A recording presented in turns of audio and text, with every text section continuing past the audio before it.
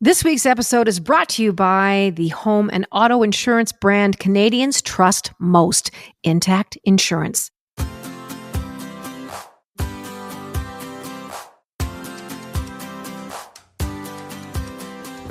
Welcome, everyone, to the Jann Arden podcast and show. What a special day it is today. For one thing, I'm at home, which feels really good. And I have a couple of days off. I'm still in the midst of the Rick Mercer extravaganza. But with us today is the amazing Ziya Tong and also the amazing Caitlin Green. Sarah Burke is not joining us today. She's got some family stuff going on. So Ziya Tong, how would you introduce yourself? Tell the people who you are. Oh gosh, that is so awkward, Jan. How am I supposed to introduce myself? I don't know. It's like when you're asked to write your own bio. I've been asked to write my own bio so many times. Totally. I have no idea how to do it. I'll give it a shot if you want. I think it's really interesting how people perceive themselves and how they're making their way through the world. Because, like, what do you do? That it's almost like a party trick question. Oh, what do you do? And it's more like, who are you? Like, what do you like to do? So I'm going to leave it for you to decide. I like to make regular appearances as the third co-host on the Jann Arden podcast. Occasionally, that's one of my big highlights. This podcast certainly feels like home for me. I love being on here. I guess now I'm a multi-hyphenate person, right? Some folks may know me from Daily Planet, which I hosted for a decade. So I've been a science broadcaster for close to 2 decades now. And I wrote a book called The Reality Bubble. And it's so good. It's so good. Thank you. It's about kind of eviscerating and overturning the system and our blind spots. And now, somehow or other, I really don't know how, I'm a director, which I think is hilarious. I'm a newbie director. This is my first film, and I've just made a film called Plastic People, which I actually told you about the last time I was here when we were just starting on it. And generally, I'm a human being first, though, and I love all our fellow Earthlings. That's basically me. And you are incredibly intuitive. You are empathic, you are an animal lover, you are a vegan, you are inspiring people all the time to look at life through a plant-based lens. And, we're all wondering how we can make the planet better. And you and I have talked about this ad nauseum. Well, it starts at the tip of your fork and the tip of your tongue. And it's amazing what a few of those shifts can create in how you feed your family. And it may seem like kind of, oh, I'm so sick of hearing about this, but it is super important. But Ziya, today you're a director of this film, Plastic People. I've caught in little wisps of what's happening with this film, and I'm dying to see it. And I'm sitting here very apologetic before you today. I have not yet seen the film, but let's talk about the catalyst of where this began and what prompted you to look at basically, I guess, microplastics in our world and in our bodies, essentially. Where did it begin? Well, I think, there's 2 big reasons why I wanted to work on this film, right?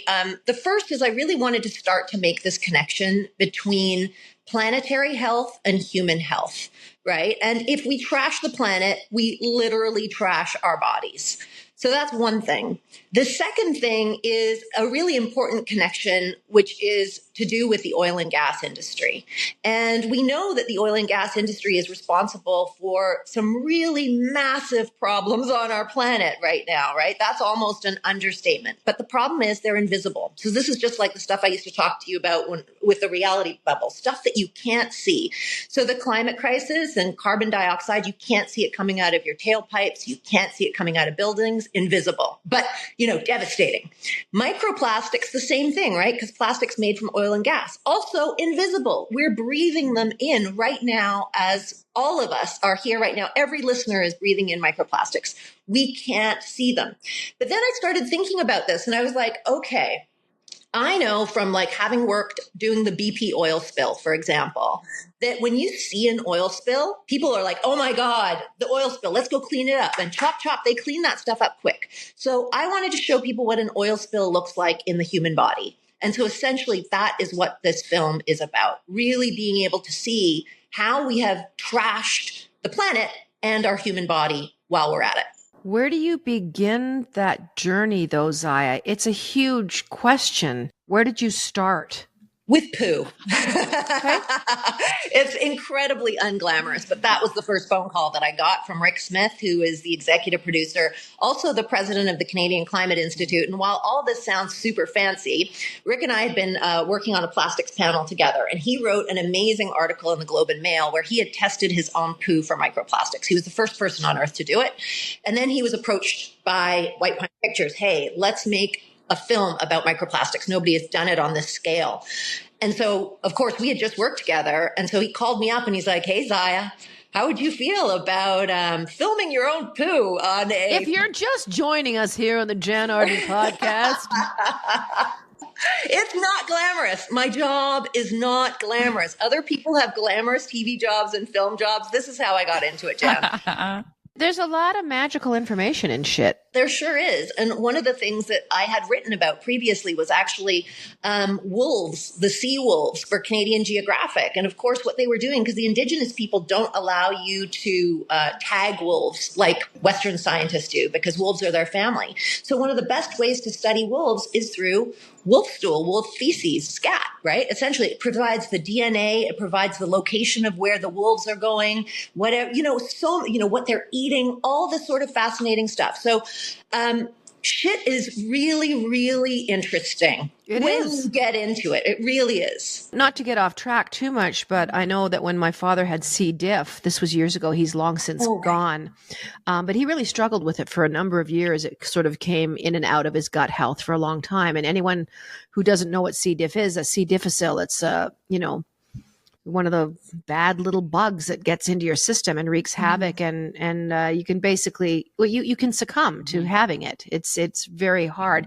But they wanted to give him a feces transplant. I was just going to ask if he had one of those. No, he didn't. He had dementia, and there was a lot of extenuating circumstances. But I remember sitting across from our family doctor, and he said they're just really starting to do it in the last year. So this would have been 9-10 years ago almost. I was like, what? But they take a healthy poo from somebody else. I mean, I'm not really explaining this properly, but basically they put the healthy poo stuff into the sick person's body, and all those little bugs get in there and save the day. Absolutely makes a difference. It's one of the best treatments for this sort of thing now. So yeah, it was when your dad was approached, it was fairly novel, and now it's very common. So did he find microplastics in his stool? Sure did. The journey began with poo, and then it started you down a road, obviously. Yeah, exactly. And really sort of checking out, not only the microplastic in my stool, but also in my blood. We ended up visiting people who have found it in the placenta. And as Caitlin knows, of course, because we were very fortunate, this film has already been covered in the New York Times and in Variety, groundbreaking research with scientists in Turkey who found it in the human brain. So it's everywhere. What does that mean? Well, it's weird, Jann, because when you can actually see, as I did, something like other people's garbage, like other people's shopping bags or yoga pants in your blood, you really start to think twice. We read about this stuff all the time. We just read very recently, there was that study that came out about plastic 2 days ago, I think it was, plastic in every male testicle that was tested, right? So we know that it's everywhere. We know that it's absolutely everywhere. And we know that the impacts are really quite dangerous. So there was another study that was done out of the New England Journal of Medicine. And what they found was that people who have microplastics in their carotid arteries, they were at much higher risk for stroke, heart attack, and death. 4.5 times more at risk, because the microplastics, I think the idea here is, that's what they're surmising, is the microplastics kind of make the plaques more brittle, and then they can kind of fall off. And then if it jams your bloodstream, right, then you can have a stroke, you can have a heart attack, what have you. So really dangerous. Again, invisible threats are incredibly dangerous. And we're not used to these things as human beings, right? We're used to, we talked about this before. We have sort of caveman perception still. We're like, have to be afraid of the lion that comes or the truck that's coming. These days, the things that we need to actually be most afraid of, we cannot see. So it became really important to do a documentary to show people on the big screen exactly what this looks like. What is the threat? And the reaction has been incredibly positive because, people care, people act. And that's the thing I love about docs. They do change things. They can change policy. They can change people's personal actions. And hopefully, with the plastics treaty that is being negotiated right now, we can change this. We can change the law. Caitlin has questions. I know she does. I always have questions. Okay, because I just know that for me, I hear about all this stuff and I believe it right away. I don't second guess it. I believe that it's there. I believe that it's damaging. But there's so many different horrible things happening at once. And it feels like it's being perpetrated by these massive, very hard to control, very hard to change entities like the oil and gas industry. So when you take in all this information all the time, I personally have found, at least since like the lockdown portion of the pandemic, like I get really overwhelmed. And so I'm sort of like, how do you take in all this information and use it to like energize yourself versus going like, I'm just going to sit and watch Vanderpump Rules, which is a place that I've landed recently. Because it's hard. It's hard not to feel as though you're being screamed at to use a paper straw, but also we're all being poisoned with microplastics. So I feel like we're focusing on the wrong thing sometimes. We're absolutely always being distracted quite deliberately to focus on the wrong thing, right? Because you have to think, there aren't that many villains. Yeah. There's big oil, right? There's big pharma, and there's big meat. And those three categories of industry in themselves are responsible for a lot of what is happening in our world today. And big media, let's throw that in there. It's only a handful of corporations, right? And even, for example, when it comes to, let's just, focus on plastic as an issue, 5 companies, 5 brands are responsible for 50% of the plastic out there. 5. Those bosses, those CEOs have names and addresses, right? So I think what we need to do is we need people to get things are going to change. We always see revolutions happen. People get really fed up and then they act. There's always almost like a sort of match, right? And then all of a sudden things light up. The key thing is it's really bad to have a revolution without a plan in the background. Yeah. That's when things go wrong. Everybody gets mad, they revolt, and then the system quietens down. What we need to do is kind of plan policy, all that sort of stuff. So when we developed this film, we developed an impact campaign alongside it, right? There's a lot of good people doing good work. So we're partnered with the top NGOs in the world. We've got WWF International. We've got Friends of the Earth. We've got Environmental Defense. We've got Plastic Pollution Coalition. The list goes on and on and on and on. Because we're like, we don't have to reinvent the wheel. There are people working on ocean plastics. There are people working on, microfiber plastics. There are people working to stop, to sue people. You'll see in our film, there's one woman who sued a plastics manufacturing company for $50 million and won. Oh my God. Right? There's people who are doing, fighting for different legislation. There's people doing citizen action. So I think the mistake is to be like, I can do all of it. I'm going to fight No. Join one group.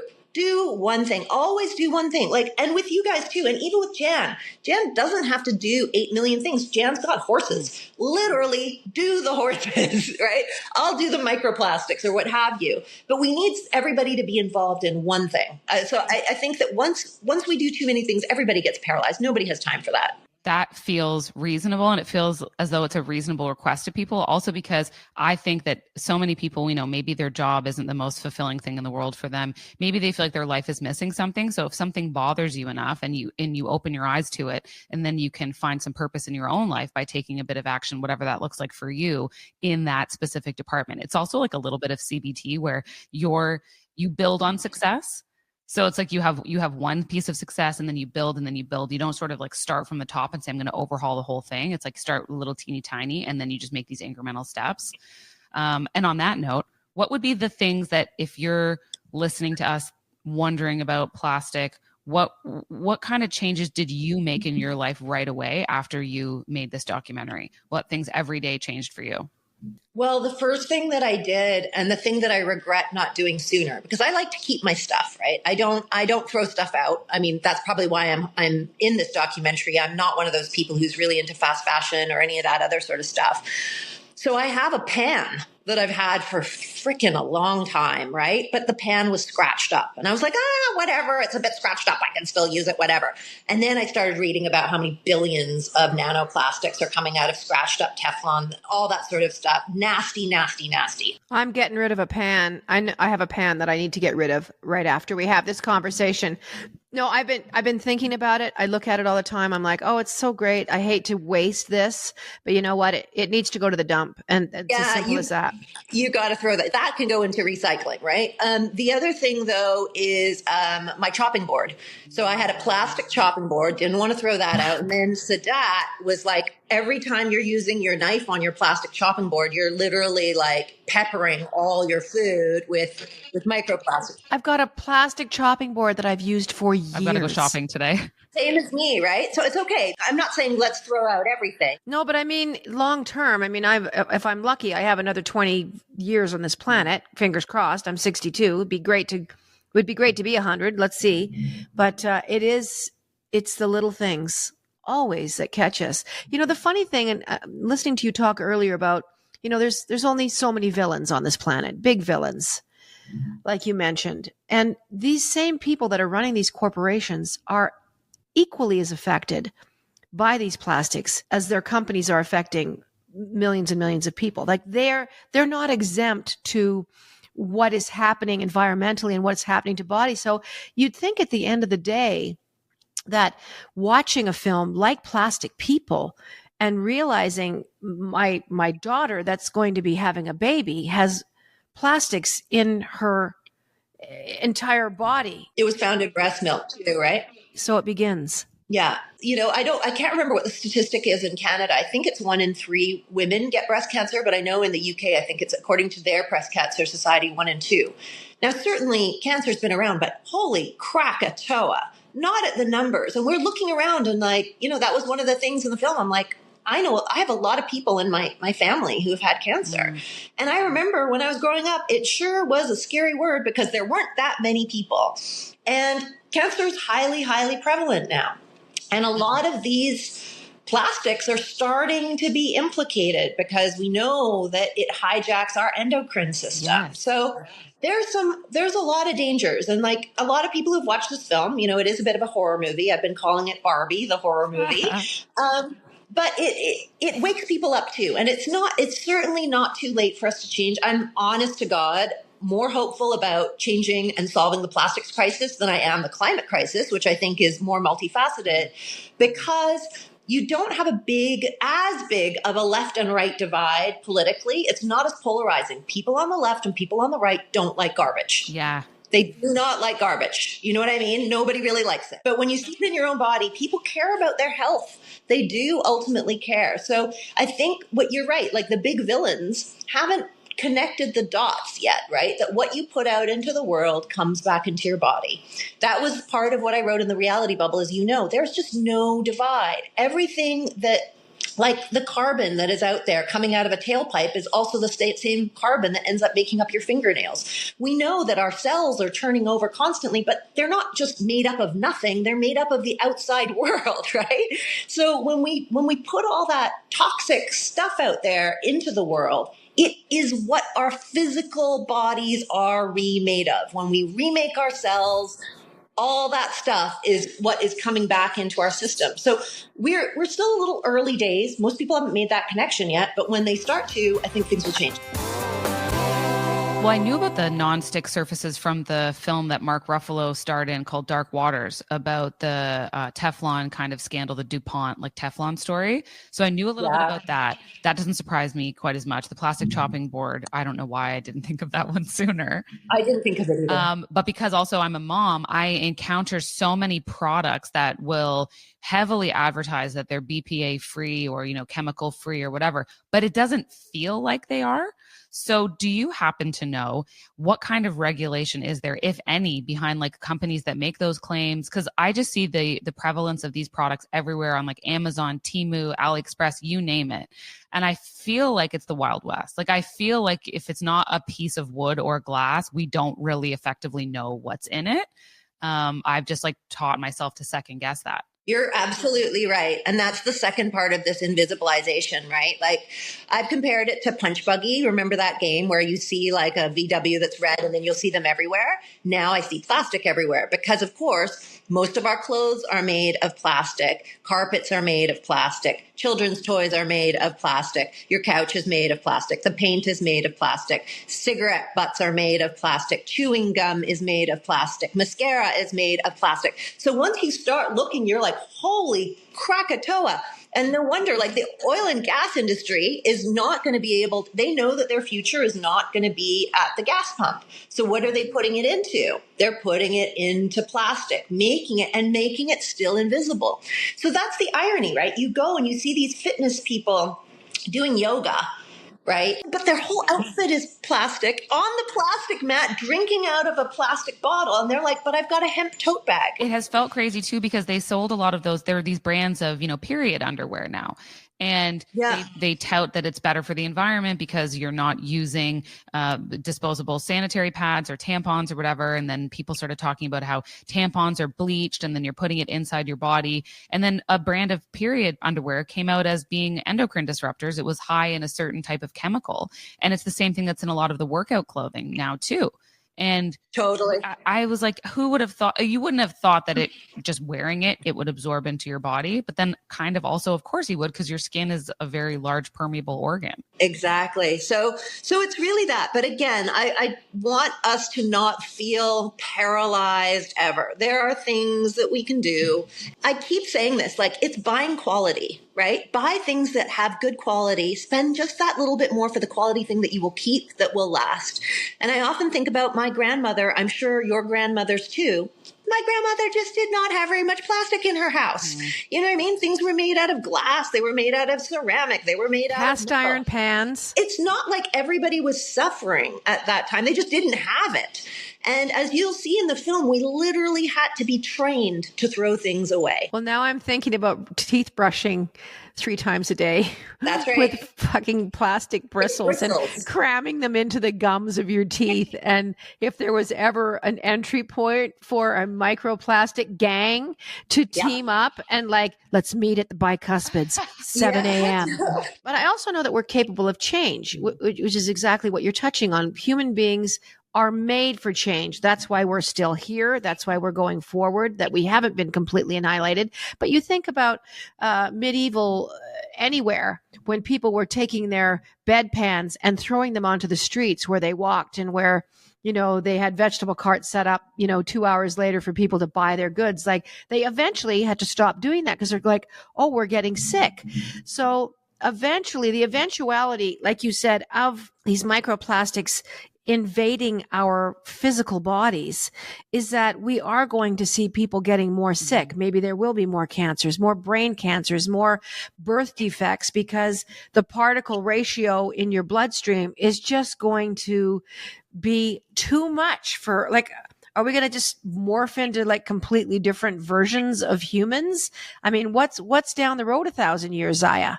Well, that's a big question, but we do know that every one of those microplastic particles is a poison pill, right? In order to make plastics, there's something like 16,000 chemicals in plastics, 4,200 of them. 16,000? In plastic generally, but we know that 4,200 of them are classified as hazardous. So we know that a quarter of those chemicals that make up plastics are absolutely hazardous to our health. So if you've got something like that in your body, not only is it going to form as, let's say you've got a plastic particle that is stuck in your blood vessel, for example. And this isn't something we included in our film only because we couldn't include everything. We're actually going to develop a podcast to actually talk about some of the things that we weren't able to include. But we interviewed a scientist named Yenka Vrieskup.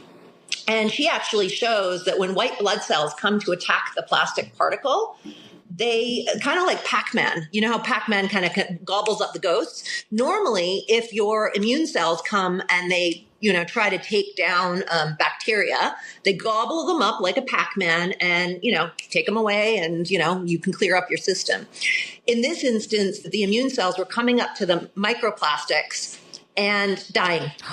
They would die, and then their death signal would call in another immune cell, which would then come and also die. And then another immune cell would come and also sad. die. And that's inflammation, because that's when you're not able to, your own immune system's like, I can't fix this, what's going on?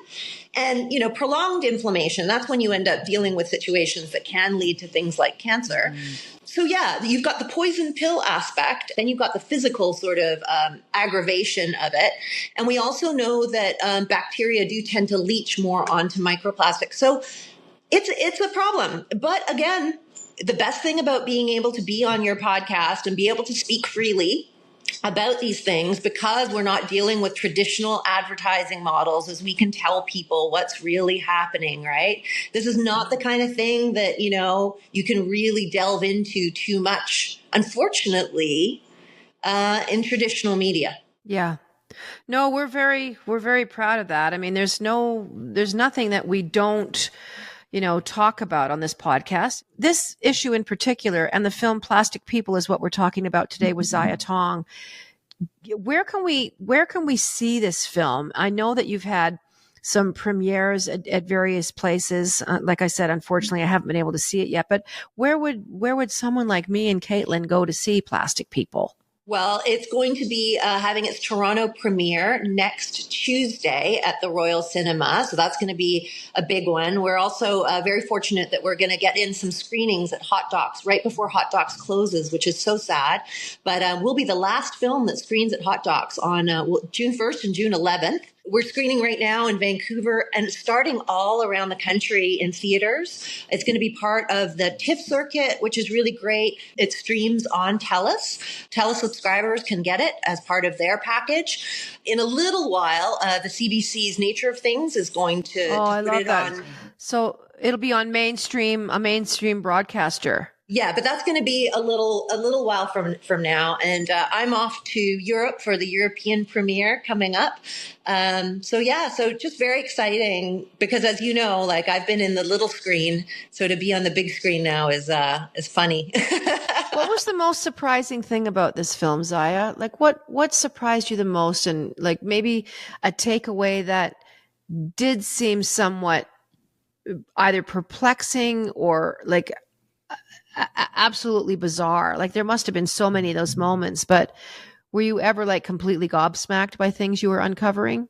I think one of the main things that I found really shocking, because in the film, what you see me doing is testing for microplastics that have come out of my body, right? A tiny poop sample is about a teaspoon. And the blood sample was only 2.5 milliliters. So 2.5 milliliters for anybody who cooks, that's only like a few drops. That's tiny. But in 2.5 milliliters on average, the scientists were finding about 11 microplastic particles. Okay, 11 microplastic particles for a few drops of your blood. I have 5 liters of blood circulating in my system. So that made me go, well, Jesus, how much is actually in there then? You've got a picnic set floating around in your body. Kidding. It's called Plastic People for a reason, because we are turning into plastic people. Can anyone go get these tests? Now I'm like, I want to go. Well, we're starting to look at doing that. Yeah, Good. We're starting to look at that. I can't announce too much about that yet, but yeah, we're starting to work on that. It won't be available widely to the public because, we have to take up a lot of scientists and lab resources to do that. And we're a film and we're not a lab, but we're hoping to, do you guys want to do that? Jen, do you want to get tested? I absolutely do. And I'm missing a set of car keys, that might be somewhere in my body too. Some patio furniture that's like, where's that? The 80s were rough. Yeah. Okay, but yeah, I can definitely see if I can get that sorted out and see if we can get you guys tested. That would be cool. And I also think it would help personalize it for people if they were like, ooh, I really should switch back to glass and some wood. Also, too, did we not have this correct then in the past? Like when you think about like the milkman that would come and deliver your milk in glass bottles, and then you take it back. Like, why did we leave this method behind? Not only was it adorable and whimsical, but also turns out it was much better for our health. I was just in Rwanda and I had a Coca-Cola out of a glass bottle there. It's not the case. But, keep in mind, Coca-Cola is actually the number one plastic polluter on the planet. Like basically they are responsible for 11% of all plastic that is out there. but they did have glass before. So you're kind of like, why don't you guys go back to glass, which is infinitely recyclable, whereas plastic, you can only ultimately recycle it 4 or 5 times anyway. So we have the solutions. It's just a bunch of num-nums went out there and screwed it all up for us. So we have to fix it, you know? But it takes people getting together. So I really recommend people come to plasticpeopledoc.com, check out our impact campaign, see how you can get involved. You can do it from the lightest thing of just sending an email letter that's already written for you to getting involved to people. You know, we actually feature a plastic-free community that's right here in Ontario, Bayfield, Ontario, where these folks got together and just got rid of plastic, like 90% plastic free. So it's not possible. It's infinitely possible. It's just information and action. And, you know, I think we need different hobbies. See, for me, for 3 of us here, we love having, you know, activist hobbies because, you know, it's been said before, there's no, you know, the best way to get rid of any sense of frustration or anger is to channel it into action, right? And then you're like, oh my goodness, I'm part of that solution. So, you know, if you're tired of golf or pickleball, or maybe you have an extra slot available, just join another group. Well, I was going to say the one thing that we do know about people and that I have learned definitely from the horseshit campaign, which has been on the go for the last, you know, 10 years, 20 years, actually, if you're counting the Canadian Horse Defense that started this up in 2006. But when people are aware of a situation, when there's awareness, and that was the biggest thing that we faced when we started down the road of letting people know that giant horses were being put into boxes and being flown 8,000 kilometers to be eaten raw by very wealthy clients. And people are like, what? I mean, so the clandestine nature of nefarious things is always your biggest obstacle. We knew right out of the gate, we have to tell people, we have to be consistent and repetitive with our messaging over and over and over. I cannot tell you how many thousands of tweets that I made with the same information, because that cycle of scrolling, you know, people need to see it repeat. That's why hit songs get made, is because they're repeated over and over. A hit song doesn't play once and millions of people glom onto it. A hit song is absolutely crammed down our throats like microplastics. You're absolutely right. And politicians have known this for the longest time, right? George Bush would say the same thing. Sometimes people say it until it sounds true, like Donald Trump, right? So yeah, you're absolutely right. You do have to repeat it. And that's the part of it, right? First, you need the courage to kind of reveal to people an ugly truth, and it's usually an ugly truth. And then you need to have the persistence to keep going, even when most people would give up, which is exactly what you've done with the horseshit campaign. And, you know, then you start accumulating a community. And that's where things get more interesting, is like communities come together, and then it's not just you anymore. And that's when change starts to happen. And we do this because the whole history of the world is about these things happening over and over again, right? Courage, persistence, community, action. It always happens. That's how we see change. And we've constantly seen change and positive change. I know sometimes it feels a little bit dark, and we're in certainly one of those periods now, but that gives us the greatest opportunity for blooming, I think. I think moms will really get behind this. I have to say, as a mom myself, and there is no group of people you will galvanize faster than a group of moms going, I'm sorry, there are plastics in my baby. And they know, like, we know grassroots movements work. Like Mothers Against Drunk Driving did more to solve, you know, drunk driving than any government really ever did. They started that. So I feel like the more I learn about this, I already know that there has been an increasingly large movement in like the parenting community to avoid plastic stuff. Wood toys are back. Montessori learning is back. There's a lot more of that happening, but I really think that this could piggyback strongly onto it, because moms just we just want to look after our kids. It's like, it's that simple. Yeah.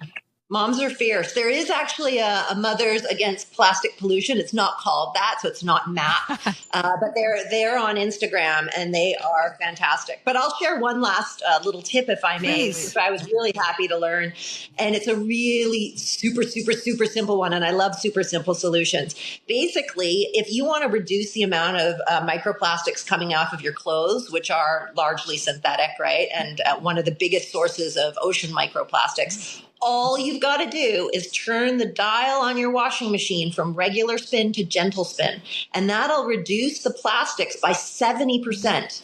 70%. So it's huge. That's a huge amount of reduction. And that's only by turning a knob, maybe a 25-degree angle to the left. So there's things that we can do that are simple. That's crazy. That means literally today, I'm doing this today. I am throwing out my scratched up pans. I'm switching to me too. a wooden or bamboo or whatever product. Me too. Switching away from plastic cutting boards, and I'm just going to switch to a lower spin cycle. I mean, that's very easy to do. I have got it on the highest spin cycle always because I'm like, I want the water out of there when I stick it in the dryer.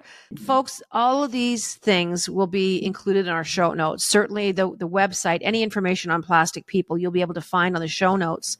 The whole concept of what you're doing is, for me, showing the connection with all of us that we're not exempt. It doesn't matter if you're in Iceland or the tip of Finland or somewhere in Asia on a little Japanese island.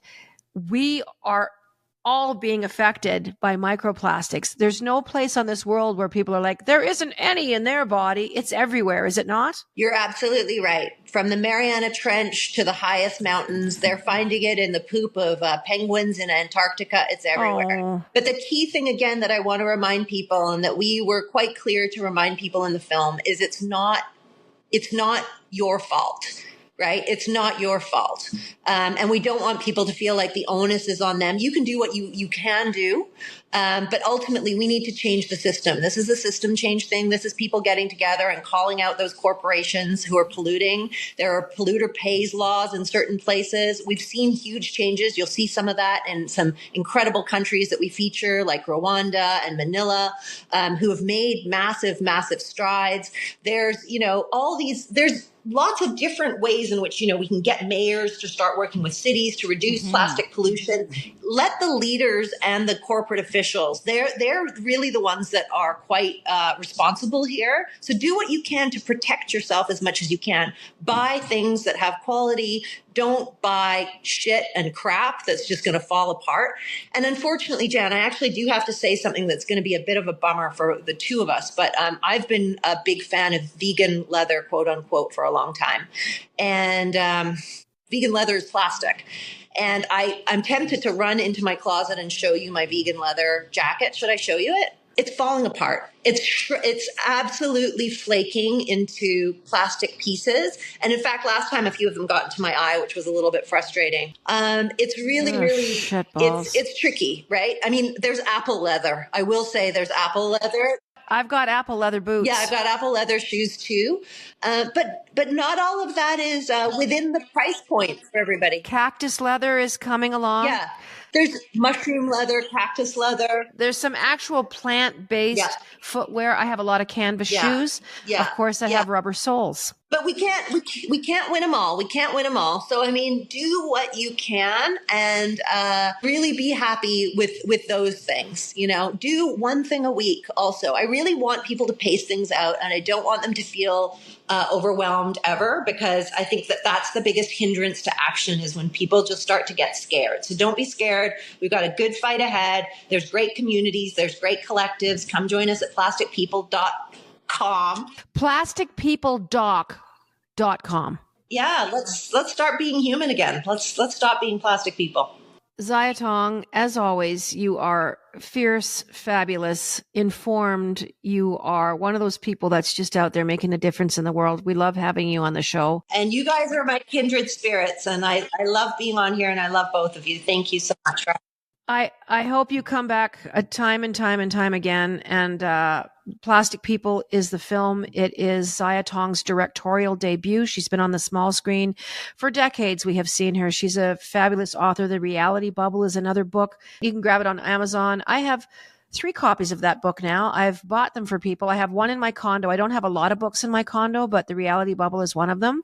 And I've even seen my tour manager, Chris, flipping through, and I'm like, oh, you're reading The Reality Bubble. He goes, this is wild. And I love it that you can just open it up. I pride myself on bathroom reading. And the reality bubble is, my copy is in in my bathroom in the condo, and I have a copy here in the house, but I can open it up when I am having a plastic poo now, when I'm getting rid of my plastic poo. Anyway, I'd be remiss if I didn't say Ziya Tong's The Reality Bubble is really great. Ziya, thanks for being on the Jann Arden podcast today, and we love you. And love you too. Thank you so much. Keep being a warrior for the world. We appreciate it more than you know. That was our amazing special guest, Ziya Tong. She's a friend of our show, and she's been on many, many times, and I'm sure she will be on many times again. What did you think of all this, Caitlin? My God. I knew from, researching and everything ahead of the conversation we had with her that I was going to be roundly shocked. And it immediately called to mind the Mark Ruffalo film, which I encourage anyone who hasn't seen it to see, Dark Waters. And it's about the forever chemicals that exist in Teflon and the fight that, this lawyer had to take on those companies. I knew it would be a continuation of my frustration with these larger models that convince the individual that we are responsible and that we're the bad agent in life.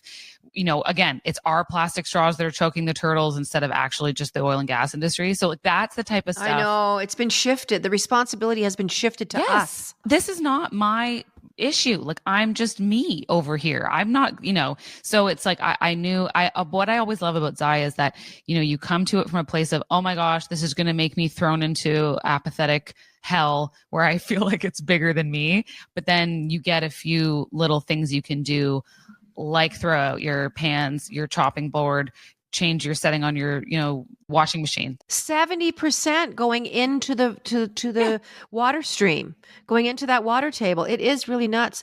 Well, it's certainly food for thought, and she really is a delight. And the fact that she's just out there traveling the world, Ziya Tong, and I mean this with so much love in my heart and so much admiration. She is my version of Jane Goodall. Mm-hmm. She is someone who's taken on really big, scary issues on this planet. She travels the world tirelessly. I was going to ask her how they got the funding to make Plastic People, because I can imagine that would be an uphill slog to secure the funds to do a piece like this that does go after the 4 or 5 big villains on the planet, right? Yeah, I would think that there would be a certain amount of, arts funding that could possibly be included if you had a producer, obviously, who knew how to access that. But also it sounded as though they had aligned a little bit with some environmental defense groups. So maybe there was something there. But yeah, it's not easy. And she's gone out on her own, and she will kind of call into question a lot of very powerful organizations in the world, and that's not easy to do for just one person, especially just one person in Canada. So she's always been a very enlightening person to speak with, and I remember first encountering her when I was on the radio, and she would come through as part of a promotional tour for the Daily Planet with Dan Riskin, who's also been on the show, who's fantastic. And I just thought, this person is so fun to talk to about things that aren't necessarily fun to talk about, but just fascinating, and a very interested person. She's very interested in things and in being helpful, and is also very charming and charismatic, as is Dan. And she walks the walk. Yeah. And I remember thinking, like, when I started working with you, Jann, right away, I was like, oh, Jann and Ziya are going to get along famously. And I'm happy that my hunch was correct and that she's now on the show. You've brought so many great guests on, Ziya, Dan being one of them, everyone that you've brought, just people that are putting themselves out there. They're walking, they're going out on that limb to teach us and to help us through their own experiences. All these people that we have on the show that are willing to teach us through their own experiences, be it good or bad. So anyway, the Jann Arden podcast, you can subscribe to us. It'll help us pop into your stream, your into your vibe every week. Your vibe will be part of our podcast. I would be remiss if I didn't ask you how your tour with your platonic life partner, Rick Mercer, is going. Yeah, it's going really good. We played Calgary last night. So hometown crowd, sold out, Southern Jubilee Auditorium.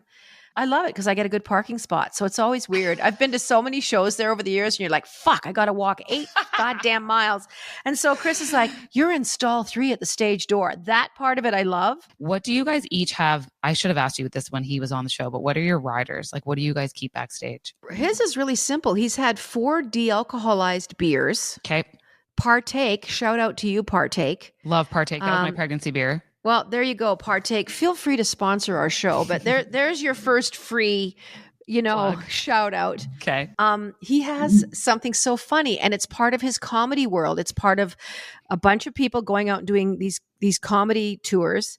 He has a sandwich that he wants at the end of the night, like a packaged sandwich that's cold cuts and cheese and like in a submarine bun, and it's wrapped up and waiting in the fridge. And across the country, there's been fucking the craziest versions of Rick's after show sandwich. It makes me laugh my ass off. I actually seek out to go look in the fridge to see what his after show sandwich is.